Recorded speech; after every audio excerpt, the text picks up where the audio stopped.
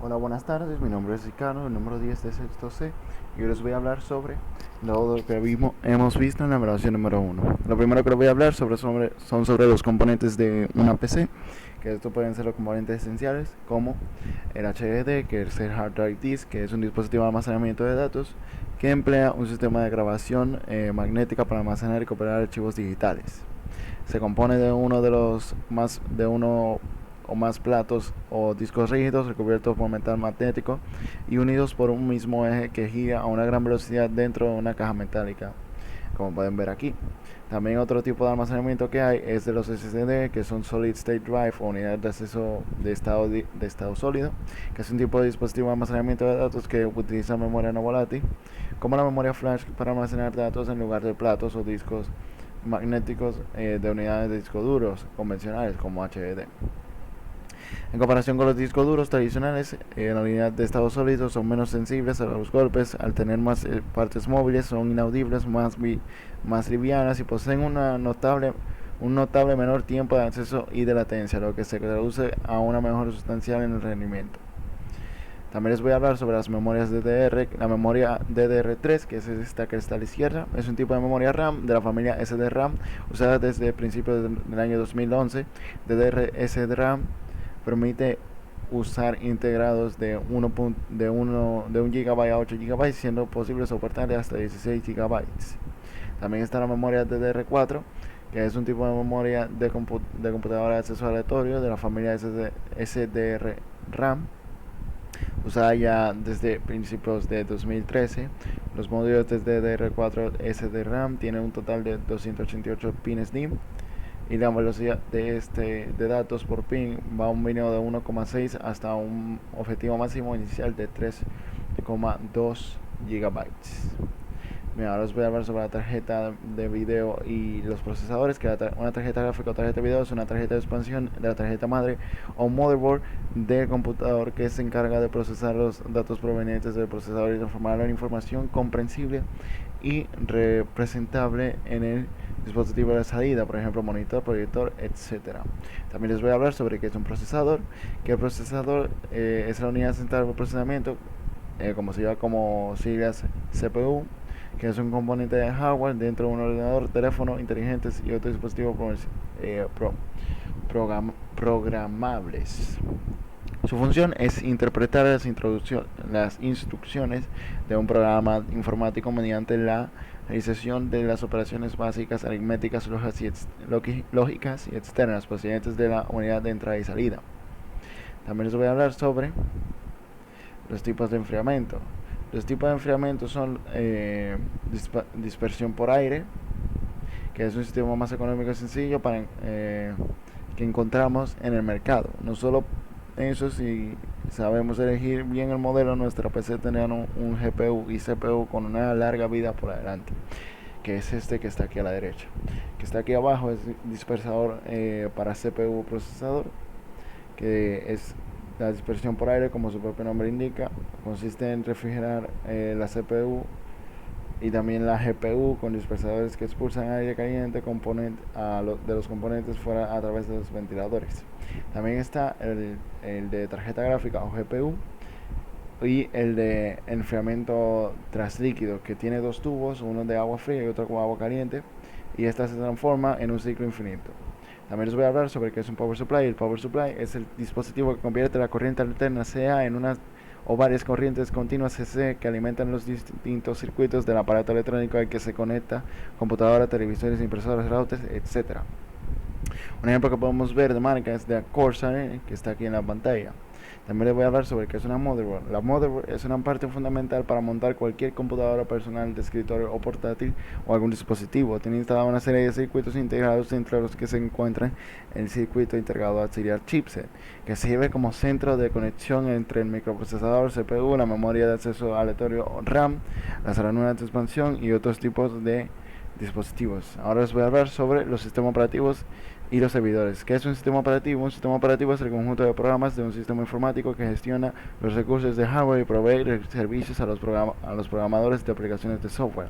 Estos programas se ejecutan en modo privilegiado respecto a los restantes. Les voy a hablar sobre qué es el sistema operativo Windows. El sistema operativo Windows es el nombre de una familia de Windows es el nombre de una familia de distribuidores de software para PC, servidores, sistemas empotrados y antiguamente teléfonos inteligentes desarrollados y vendidos por Microsoft. Y les voy a hablar un poco de la historia. La historia de Microsoft empieza por la primera versión de Microsoft Windows, versión 1.0, presentada en diciembre de 1985. Compitió con el sistema operativo de Apple, carecía de un cierto grado de funcionalidad y logró muy poca popularidad. Windows 1.0 no era un sistema operativo completo y rebajó la popularidad, pero ahora les hablaré que aumentó la popularidad de Windows.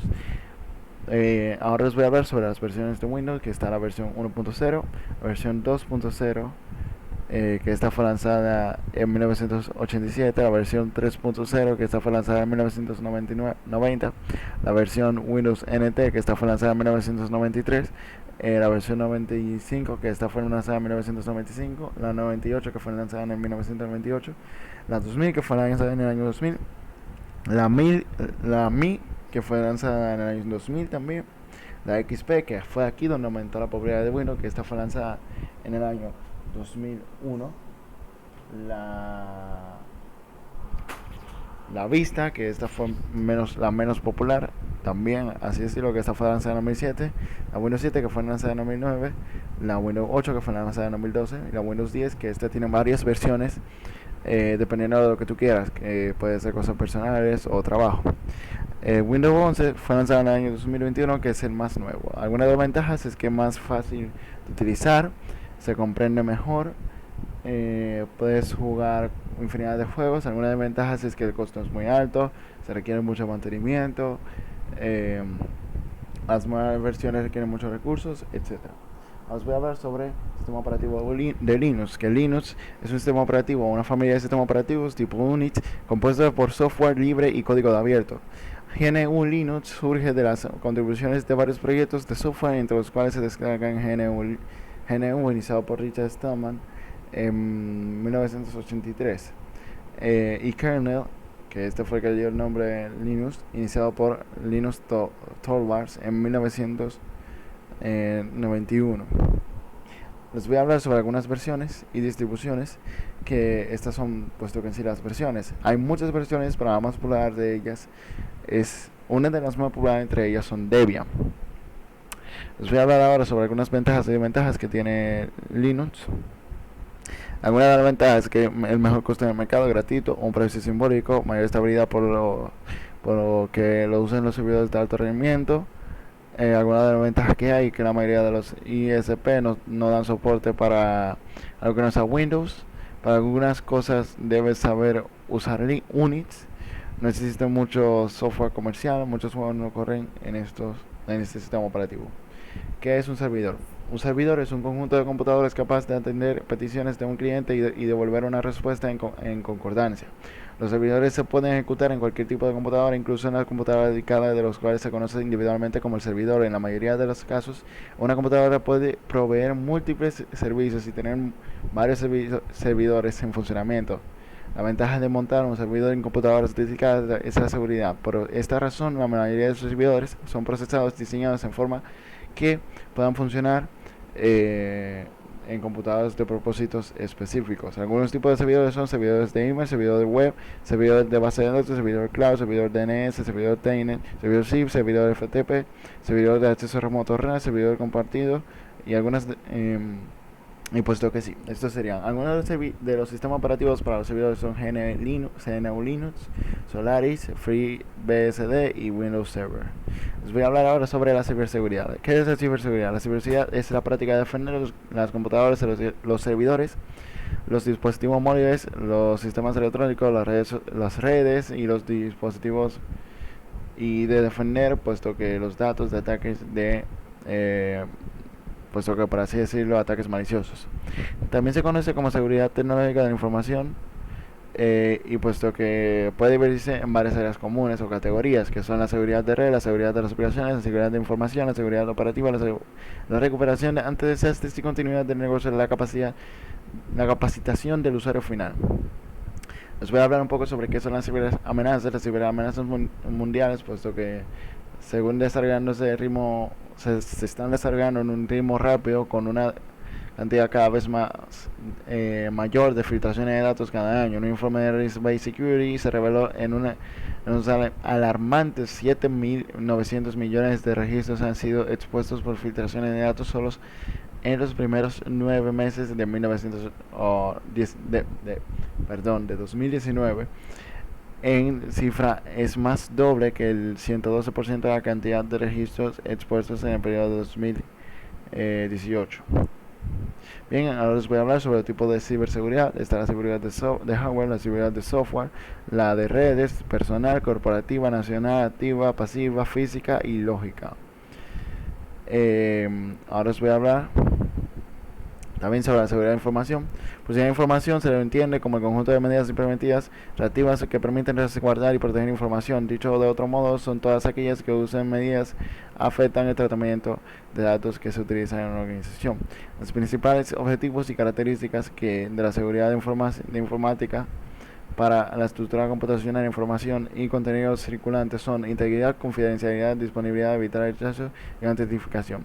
Algunas de las ventajas que tiene son las medidas de seguridad, eviten daños y problemas que pueden ocasionar intrusos. Algunas de las ventajas que podría mencionar son que la seguridad absoluta es imposible. La seguridad informática es un conjunto de técnicas encaminadas a obtener altos niveles de seguridad de la información, o sea que no siempre es perfecto. Les voy a hablar un poco sobre la pérdida y recuperación de datos. La pérdida de datos es un incidente que ocurre en los sistemas de información cuyo resultado es que la información se pierde o sea destruida por fallo de almacenamiento, la transmisión, el procesamiento. Los sistemas de información deben implementar equipos y procesos a prevenir la pérdida de datos y restaurar los datos perdidos. Ahora les voy a hablar sobre algunos dispositivos que se pueden utilizar para almacenamiento, que son los dispositivos de almacenamiento por medio magnético, como disco duro, que se pueden mostrar aquí. Los dispositivos de almacenamiento de información por medio óptico, como los lectores de DVD y entre otras cosas, y los dispositivos de almacenamiento de información por medio electrónico, como estos que están aquí, que pueden ser como memorias USB, etcétera. Algunos factores que pueden provocar pérdida de datos son picos de tensión, averías mecánicas y averías lógicas. El backup es una copia de los datos originales que se realiza con el fin de disponer de un medio para recuperarlos en caso de pérdidas. Las copias de seguridad son útiles ante distintos eventos y usos como por ejemplo recuperar información y los datos de una catástrofe informática natural o ataque informático, restaurar una pequeña cantidad de archivos que pueden haberse eliminado accidentalmente, corrompido, infectado por un virus informático u otras causas, guardar información histórica de forma más económica que los discos duros y además permitiendo el traslado a ubicaciones distintas de los originales. Bien, ahora os voy a hablar sobre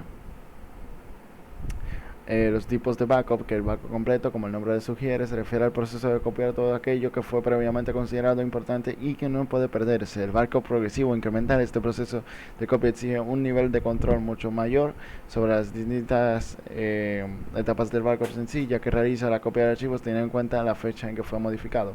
La copia de backup diferencial, puesto que es básicamente lo mismo que la copia de progresivo o incremental, ya que esta dirige en base a si los archivos que han sufrido un cambio. En cambio, en este modelo de backup está en que todos los archivos creados después del backup completo siempre serán copiados nuevamente. Ahora os voy a hablar sobre la prevención y mitigación de riesgos en cualquier tipo de vulnerabilidad en el sistema que pueda potencialmente devenir en pérdida de datos, acceso no autorizado, ruptura de integridad y caídas de sistema. Eso es lo que se refiere con prevención y mitigación de riesgos. Existen diversas razones por las cuales ocurren estos tipos de cosas, como errores humanos, accidentes, desastres y riesgos a nivel de hardware, amenazas e intrusiones a nivel de software, como pueden ser virus.